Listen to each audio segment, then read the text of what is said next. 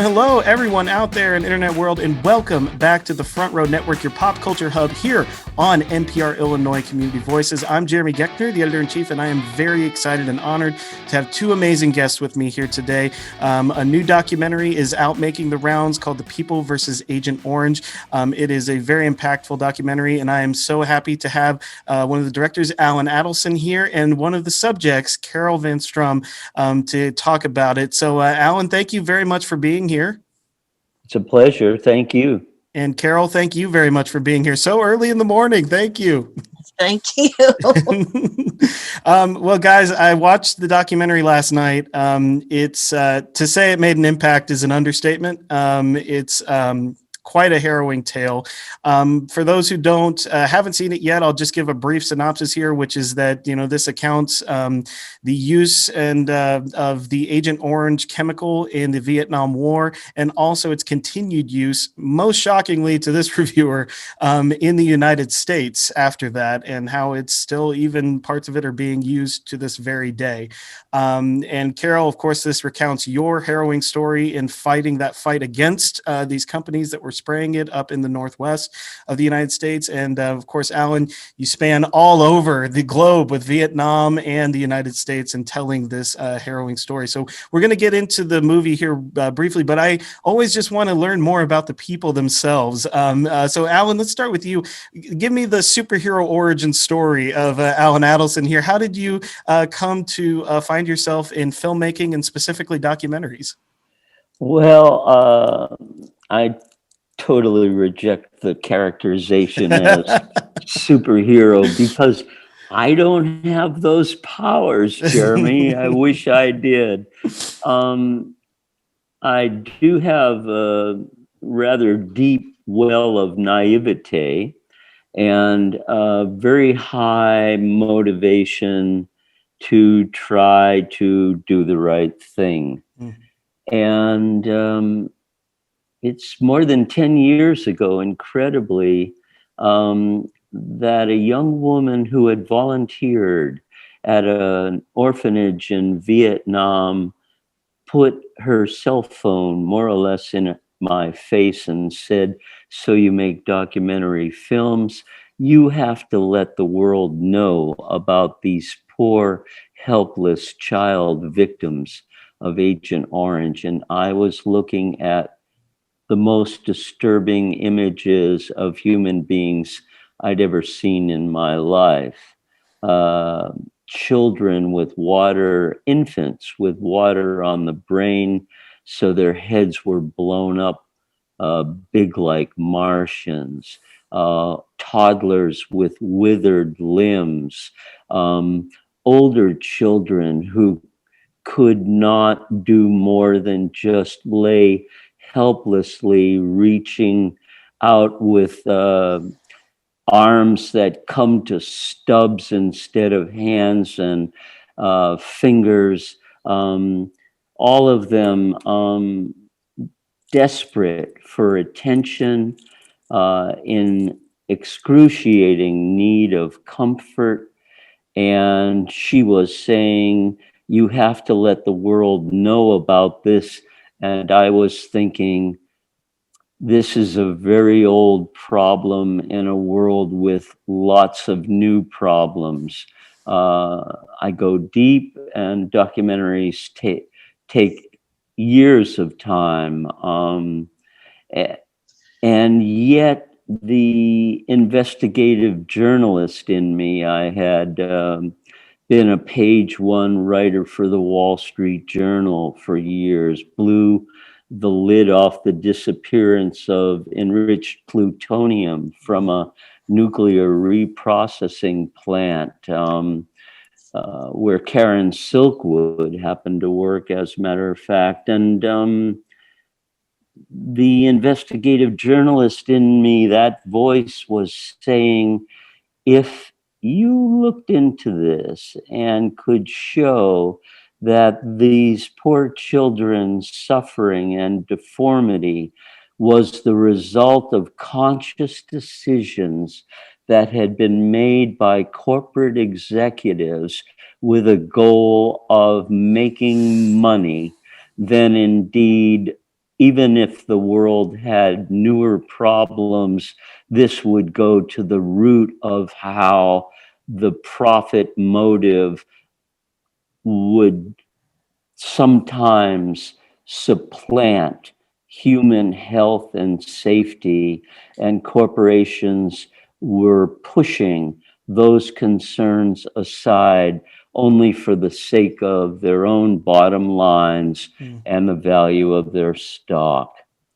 10 years later, we had a nationwide broadcast of the film on Monday. For the next 2 weeks, it will be showing on pbs.org, and we are exceptionally gratified with the intensely passionate response the film is getting. People are enraged, they are incredulous, they are confused. They really seem to express kind of the same sort of reaction that you did, Jeremy, and ask what is to be done.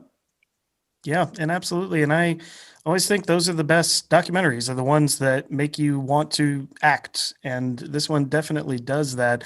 And Carol, you are somebody that did act when you found out what was happening here. I think, some people might be able to say like, oh, not every American knows what was happening in Vietnam. There was definitely a ton of secrecy that was happening with what was really happening on the ground in Vietnam. But then to hear your story, Carol, and hear that this was happening in the United States, and that there was this massive campaign to hide and discredit and then just plain flat out be false about what was happening there. For somebody who hasn't seen this, just briefly, how did you get involved in this? How did it touch you personally? I know it's recounted in the film, but just in case somebody hasn't seen it yet. Well, I got involved personally by having my children and my dog sprayed directly with Agent Orange. Well, it was the ingredients of Agent Orange. It was only called that because the barrels shipped to Vietnam had an orange stripe on them. So that's how it came to have that name. But it was a commercial herbicide used or developed specifically to kill broadleaf plants.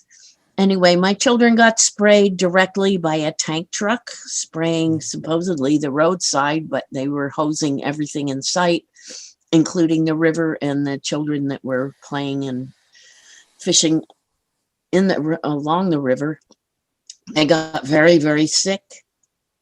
And when we called, we were told, oh, that truck just contained 2,4-D and 2,4,5-T. Those are the ingredients of Agent Orange. And it's totally harmless to people. It just hurts plants. And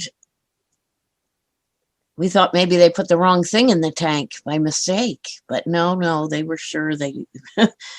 Anyway, a month later, well, I backtrack a little. The next day, we went down to the river and found it wasn't just my kids that had been affected. We found dead ducklings, we found dead fish, dead crayfish floating along the edge of the river.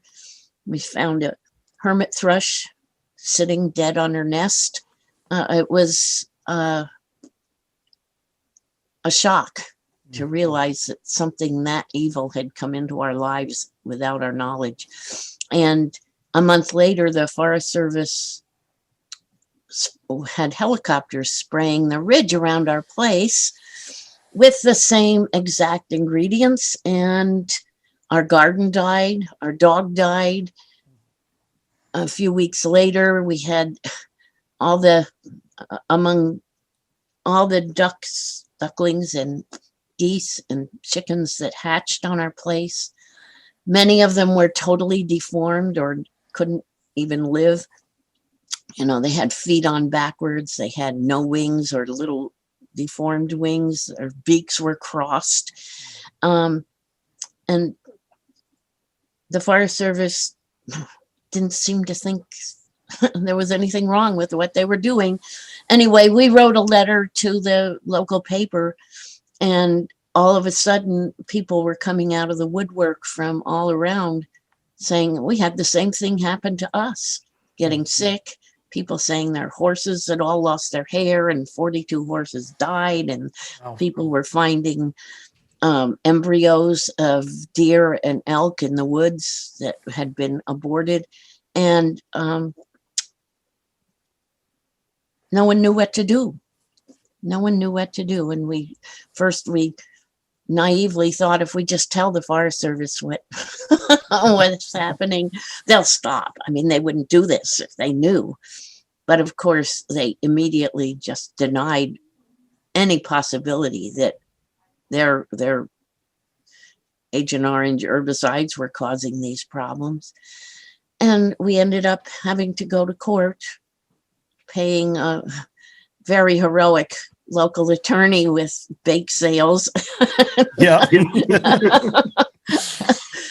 We would never be able to repay him for the work he put into this, because he won an injunction against the Forest Service use of half of Agent Orange anyway, the 2,4,5-T component. Mm-hmm. And we went on to participate in cancellation proceedings that ultimately banned that chemical at least. But that's what it took, was a whole, it wasn't just affecting our children and our lives, it took over our lives, just trying to fight it. Yeah, absolutely. And I mean, you talk about in the documentary how that specific component contains the dioxin, right? That's the massively dangerous part of this herbicide. And, you know, I saw when I was watching this, you know, they developed this as a tactic for war in Vietnam, you know, to try to disrupt food supplies, to try to disrupt, as they say, the cover that the jungle gave to the enemy or at least their enemy, the U.S. government and the South Vietnamese. But it was one of those things that I never quite thought that anybody would see a commercial use for that, and let alone populated areas. And it just seemed like the thing that really struck me was how little anyone seemed to care what would happen if they used this stuff. They didn't seem to literally have any kind of inkling of maybe we should see if, you know, wildlife would be affected by this first or something like that, because of course they knew. I mean, Paul, sorry, Alan. Sorry, I don't know why I called you Paul. Alan and Carol. I mean, is that kind of the thing that shocked you the most? I mean, Carol, obviously in your work through the decades, you had many encounters with this. But I mean, Alan, when you really started digging into this, was that really the thing that shocked you the most? Was just the level of callousness? Yeah, especially in reading the internal memoranda of the chemical companies, and even their correspondence with their so-called competitors.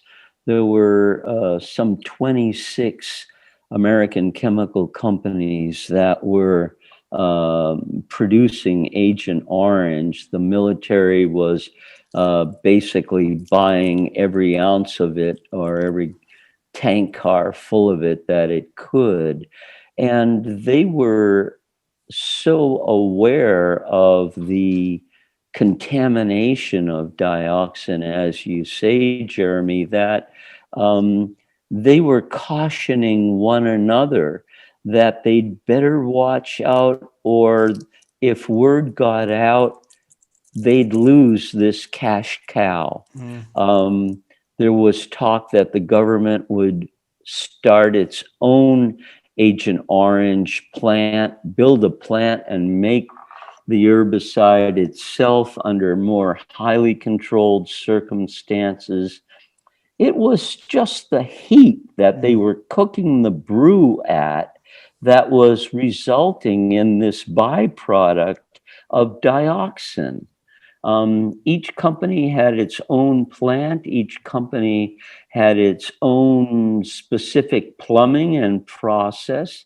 And each company was producing Agent Orange with a different level of dioxin contamination in it. Monsanto's was the dirtiest. Mm.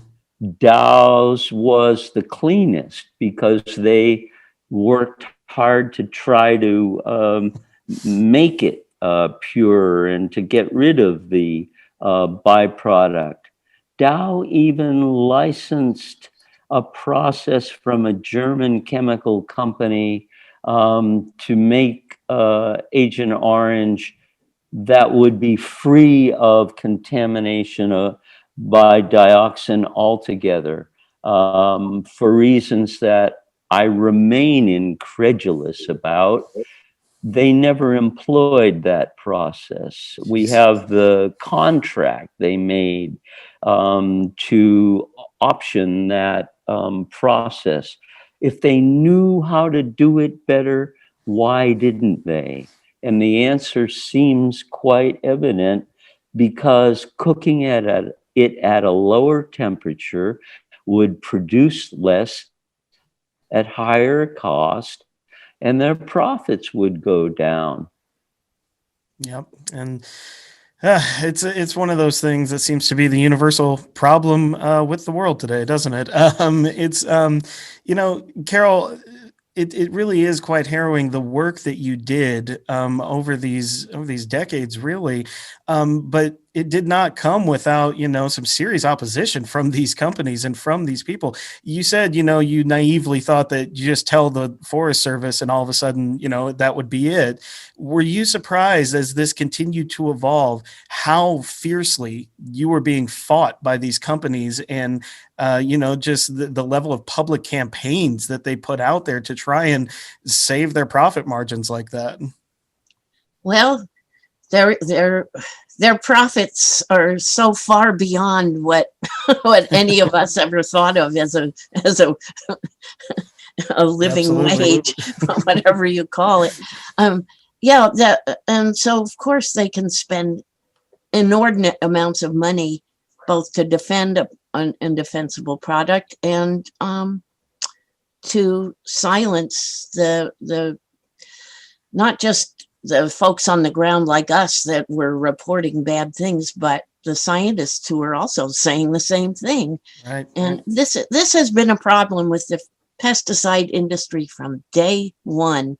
And you probably didn't see it yet, Alan. I just sent you another incredible, wonderful article by Sharon Lerner in The Intercept, who just documenting again and again and again what we've known, that the EPA, which was the worldwide kind of regulator of pesticides, is in total thrall to the industry that it's supposed to regulate.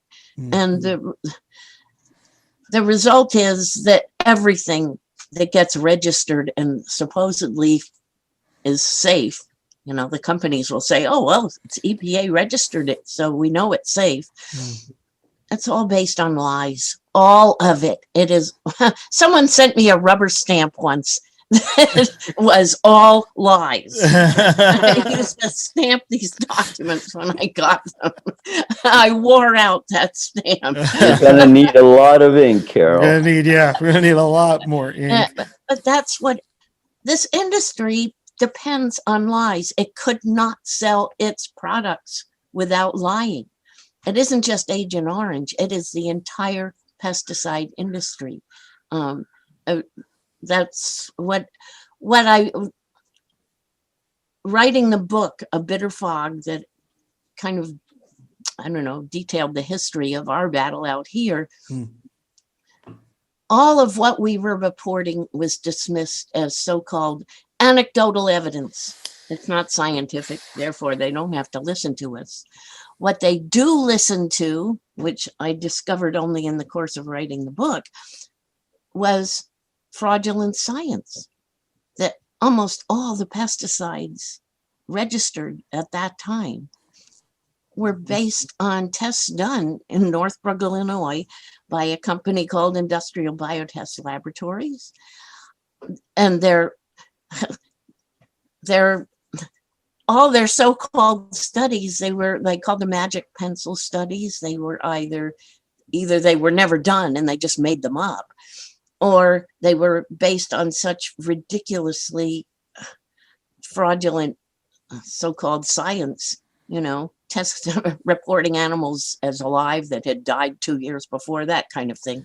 Wow. Over and over and over again. And EPA, when that was discovered in the mid-70s, EPA's response was to hold a meeting with all the pesticide manufacturers and with Health and Environment Canada. They had a meeting in a Howard Johnson Motor Inn in Arlington, Virginia, with all of these pesticide manufacturers. And the whole goal of the meeting, which was oddly enough, they had a court reporter there to do, and they produced a transcript of it. The entire meeting, it's 130 pages, was how are we going to keep these things on the market when we know there's no science supporting their safety? And that was the whole goal of the meeting. Well, this is how we'll do it. We'll have conditional registration that allows them to keep producing and marketing their products. We can't. The EPA's whole purpose was to keep the products on the market. And what does that tell you? In this amazing article today by Sharon Lerner,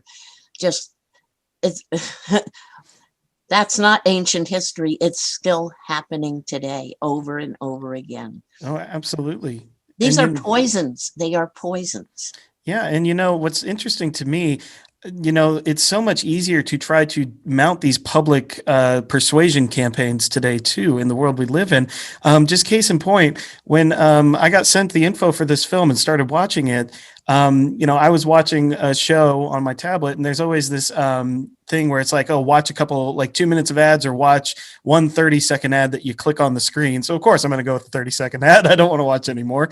And like, I clicked on it, and it was like a day after I started watching, it was literally a quiz for farmers about why they should use pesticides and herbicides. And I thought to myself, I'm not a farmer. I have no interest in, like, how on earth, why am I seeing this? And it's because they know, like, they can track all of our information, and they see that I'm researching pesticides and Agent Orange. And so it blew my brain. When I saw it, I was just like, oh my God, it's right there in front of me. I was seeing public persuasion campaign right in front of me. It's just incredible to me. And, also incredible though, is you guys in the film document, I want to make sure I get his name right. Dr. James Clary, who is the military officer that wrote the report on Agent Orange's use in Vietnam, that was just subsequently disappeared and denied until, I believe it was Tom Daschle that really started bringing this stuff to light in Congress. That was just insane to me. Talk to me about like how we got him on this film and just the harrowing stuff that he did there. It's interesting, Jeremy. Dr. Clary is a retired Air Force scientist. He was tasked, as they say, by the Air Force as Agent Orange was becoming intensely controversial. Clary was tasked with writing an official history of how, where, when, and in what quantities Agent Orange was sprayed in Vietnam. I believe the Air Force did this anticipating that they might need deep statistics in order to defend themselves later on. As Clary says in the film, shockingly, we were staggered when he made the statement, we knew from day one that Agent Orange was contaminated with dioxin. And he goes into detail of how dioxin affects the fetuses of pregnant women. His report was suppressed. Daschle's intrepid legislative assistant, a woman named Laura Petru, with whom I had extensive discussions, researched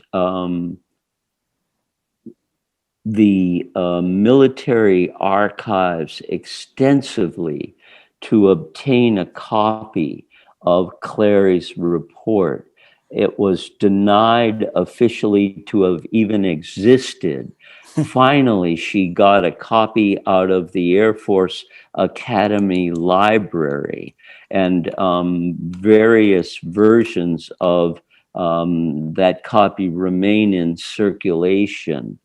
The chemical companies use a defense that psychiatrists would call displacement. In the film, Carol quotes the people who were resisting a ban of aerial spraying in Oregon, characterizing Carol and her activist colleagues as the lunatic fringe. And, you know, I've seen the film hundreds of times, if not more, in the editing room. And God bless Kate Taverna for her perseverance in cutting this remarkably well-braided documentary. But who are the lunatics here? Are they the people who are trying to defend themselves against being poisoned? What is wrong with a system that has the Environmental Protection Agency receiving data from the chemical companies and deciding on the basis of that data whether or not those chemicals should be allowed to be dispersed from airplanes and helicopters all over our country? The chemical companies are not going to be all that motivated to say, oh, by the way, it causes cancers, birth defects, skin eruptions called chloracne. They're not going to make a big point out of that. They're going to say this stuff, as Carol has told us, is safe. There's a piece on YouTube in which a journalist is interviewing a chemical company executive, and the executive says, it's pure. I would drink it if I wanted to. And the interviewer springs the trap and says, oh, that's interesting. I have some right here. Go on and drink it. Yeah. And not surprisingly, the guy ends the interview. Yeah. What can we do to protect ourselves from being poisoned? Carol says in this really motivating talk she gave when she received the David Brower Lifetime Achievement Award for her work in the Pacific Northwest to help the environment. Carol tells a lecture hall full of environmental law students who, as she says in the film, she hopes will do so much more than she and her colleagues could do. She tells them, we have the right to protect our communities from being poisoned. But Jeremy, truth be told, the way the law is working in this country, we don't have that actual right. States are controlling environmental legislation. And at the state level, the legislatures are extremely susceptible to corporate lobbying and to the influence of campaign contributions. And we know that whole syndrome. Mm-hmm. And time after time, when communities that are struggling against the aerial spraying of herbicides or against the spreading of toxic waste, sludge as they call it, or against fracking, when the local communities pass bans on those threats to their population's health, the states intervene and, quote, preempt those laws, and the courts have their hands tied, even if they're motivated to side with the people's health. Their hands are tied so that they cannot overturn the corrupted legislation. Yeah, that's something that really struck me in the middle of this documentary, Alan, was, yeah, when they said that the people of the community passed the ban, and then, well, the companies just said, okay, well, we'll go to the state level and, give a bunch of money to these politicians, and all of a sudden, boom, that's completely over and done with. I mean, we're quickly seeing, I think, in this country, many of the problems that our political systems have. And this film is definitely highlighting one of the biggest, which is just that influence of money on the people who make these decisions. And another thing that struck me, you show so many of the people from this area, and Carol, specifically your area, that unfortunately they're not around anymore to join this fight with you and to keep fighting with you. I specifically remember the young woman being interviewed on her porch by the news and said somebody's going to pay, and then heartbreakingly it says she died like 3 years later. And it's one of those things. Do you hope that this film, Carol, and do you hope that your work is a continuation of their voice that is no longer able to be heard? Well, absolutely. I mean, that's the only voice left of them, is whatever we can make people hear. And I don't know if it's enough. I don't know, because it just I feel like in 45 years I've been at this, what have we accomplished? Very, very little. And I'm seeing that article by Sharon Lerner this morning. It just was like, I don't know. We've been battling this windmill of corruption over and over and over again, and nothing changes. Nothing changes, and it's all because of money. It's all because of money. And yeah, I do. I mean, I just keep hoping that, the voices of those that can't speak to us anymore will continue to be heard. Yeah, absolutely. Well, they are very loud and clear in this film. And I would be remiss if I didn't ask Alan and Carol too, if you wish to talk about this, but the harrowing story of Tran To Nga over in Vietnam and France, that's chronicled in this.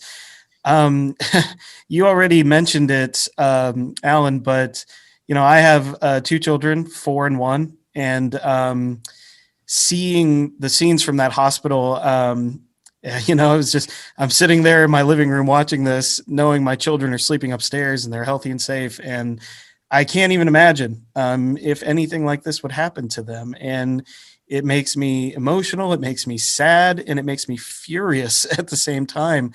And the fact that this woman went through this, and has generations now, I believe, Dr. Clary said, or somebody said that it's the 4th generation of victims over in Vietnam, 4 generations of children that are now dealing with the health effects of this.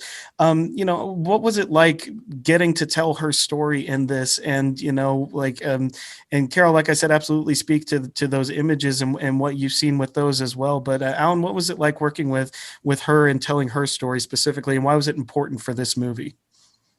Well, I can hardly express the depth of appreciation and inspiration that I feel having worked intensely with Madame Trantonia and with Carol Van Strum. These two women and the courage and conviction that they have brought to fighting these enormously powerful corporations. Madame Tron calls herself a little David against the corporate Goliaths of the chemical industry. Carol knew what she was doing really early on, and I continue to wonder where that wisdom and intuition originated. When she wrote her book, A Bitter Fog, which is now just released in its third beautifully illustrated edition, Absolutely. she was producing a guidebook for communities to organize themselves to fight those giants. When Madame Tron consented to be the plaintiff in a lawsuit against 26 chemical corporations, she was not only putting her life on the line, she was committing herself to what she calls her last battle. After a lifetime fighting for justice and for the well-being of the communities that were being toxified herself, we took advantage, if I can say it without inferring any damage that would be done, we opportunistically chose to work with Carol and with Trantonia because their stories were so inspiring and because they were so deeply committed and so deeply well versed in the struggle and evil that they were fighting, that they would be potent sources that we could share with the world through the documentary. And it is just ever so gratifying to hear how people admire and revere the example these two women are providing. They are models for us to emulate. And we are honored to have been able to bring them to the world in such a public way. Absolutely. Carol, would you like to say anything about Madame Tron? Oh, I think she's absolutely beautiful. I mean, I really, I think the film could do without me altogether and just show her, and it would just be as great a film. It's just she is magnificent, and she's and what she has been through is, she is. Absolutely. I have nothing but admiration for her. I don't know how else to put it. Jeremy, it's interesting, just a kind of a sidelight behind the scenes. Carol and Na have not met one another. Wow. They are activists from countries on opposite sides of the war in Vietnam, but they are film sisters. Yeah. Through the film, they have come to appreciate, and I'm hearing love and affection like Carol just expressed for Tron being expressed also from Tron about Carol. They would love to meet one another. They are sending gifts to one another and greetings. It's beautiful, and we just sort of sit back and love to see that happening. Carol will probably respect the application of the phrase birds of a feather. Carol's a bird lover for sure.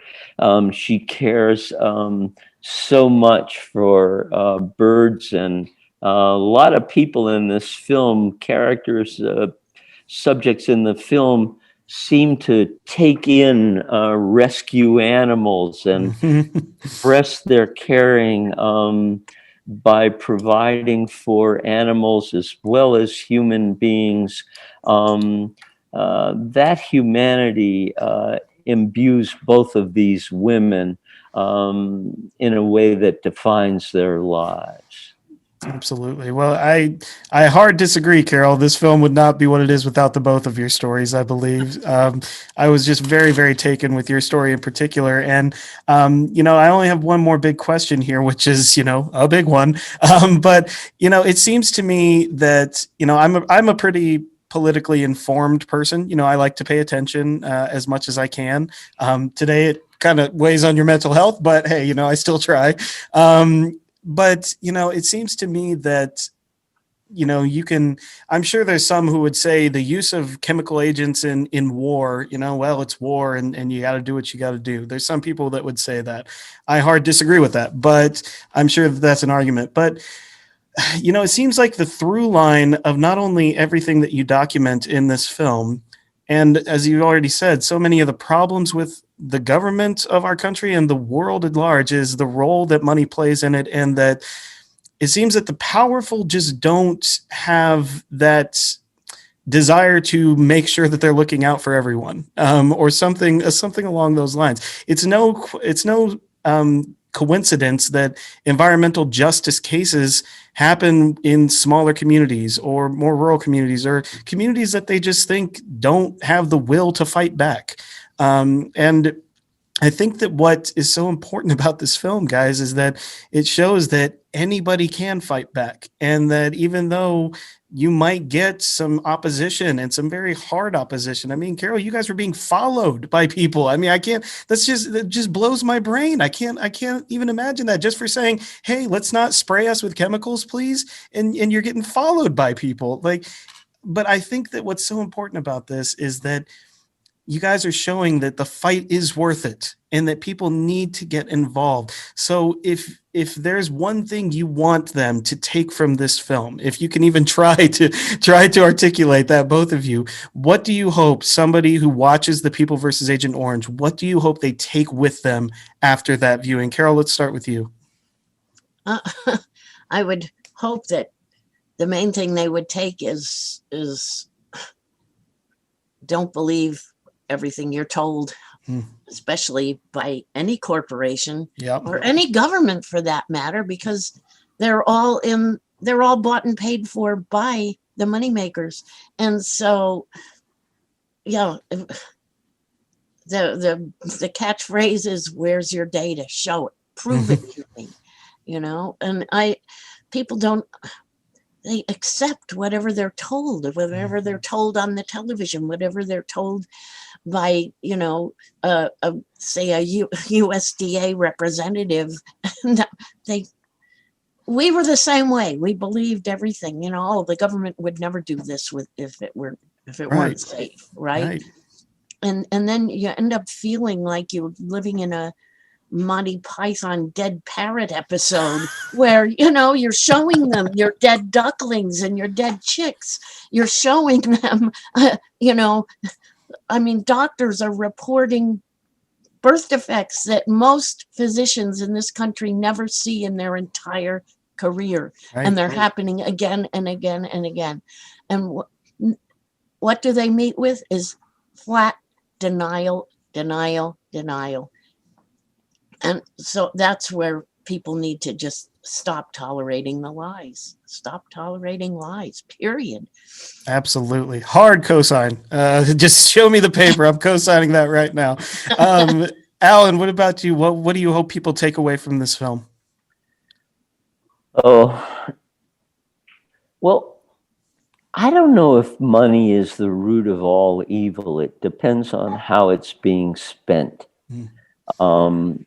I think money can do a lot of good. I would love to see money flow in to the Community Environmental Legal Defense Fund There you go. and to organizations that are struggling to redress the imbalances in our society. For sure, if we want to protect our children, we need to stop this contamination and stop it now. On the film's website, we had a panel discussion in which a biologist, guy named Dr. Michael Skinner. Thanks, Kate, who just pitched it in from behind me, knowing that my mind is a sieve. This is an example of how it can be very advantageous to work in a couple making documentaries, and I have to salute Kate's amazing editing. But anyway, Michael Skinner has published in peer-reviewed journal after journal, paper after paper, documentation that shows that people who are exposed to toxins today will pass on an increased susceptibility to disease that will come home to roost 1, 2, 3, many generations later. If we don't get the toxins out of our environment now, those who will come after us will be sickened and deformed by it. Politicians always give lip service to what we owe our children. Discussions about the importance of education always focus that way. How can we poison our children and our children's children? They're the children of these corporate magnates also, these masters of chemistry and industry. Their children are drinking polluted water. Their children are breathing the Earth's atmosphere. They are themselves, these executives, getting cancers galore. We've got to straighten out our values and start making this planet a place where we can live well and happily and safely. And it is not that by any means now.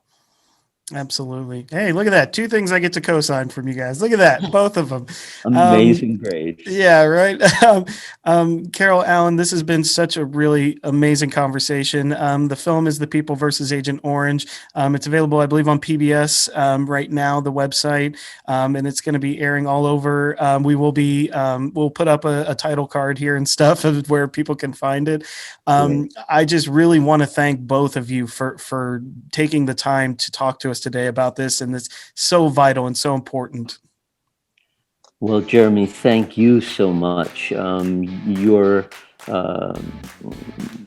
webcast and your show have built great credentials. We were delighted when we learned that we'd be able to be on the show with you. Thanks for keeping the word out there. Absolutely. Carol, thank you for being here as well today. Well, thank you for giving us all a way to get our voices heard.